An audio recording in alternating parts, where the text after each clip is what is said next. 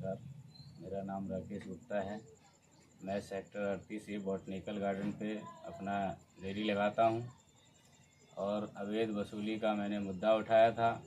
मनोज और बबलू के खिलाफ़ चौकी में प्राइवेट आदमी रहता है और हम एसीपी ऑफिस गए, डीसीपी ऑफिस गए और कमिश्नर ऑफिस गए, हर जगह गए, हमारी कोई सुनासेठी नहीं हुई।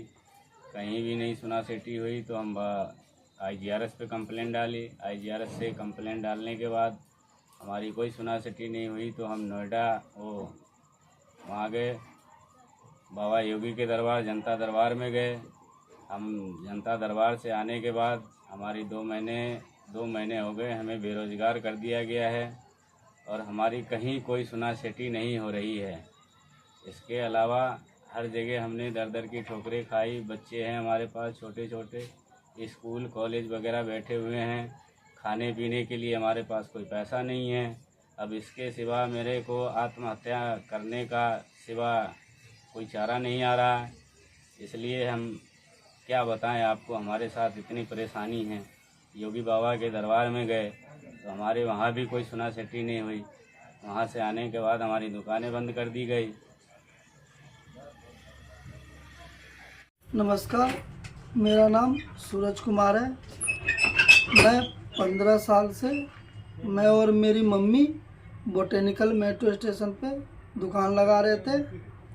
मेरी मम्मी को कैंसर हो गया तो हम उनके इलाज में लग गए। उसके बाद में मम्मी हमारी डेट कर गई तो हम लोग गांव आ गए। गांव आने के बाद 4 महीने बाद जब हम गांव से गए तो हमने वहाँ दुकान लगाया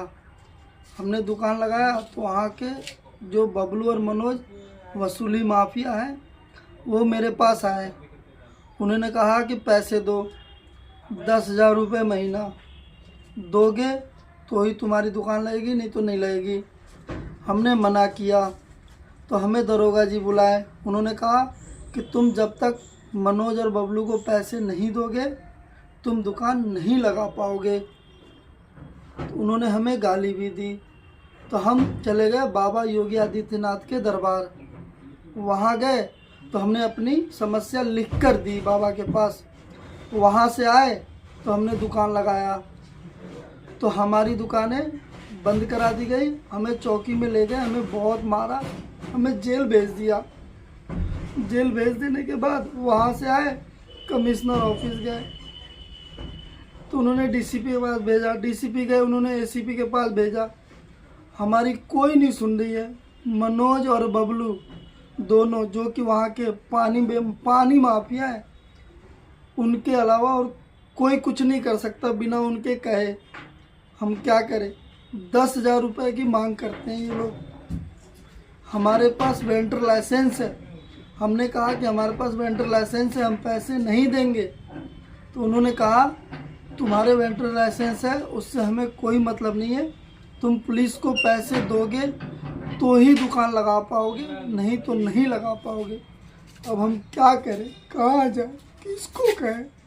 बहुत परेशान है हम लोग। आत्महत्या करने पे तैयार है, मर चुके हैं, किराए पे रहते हैं। हम क्या करें?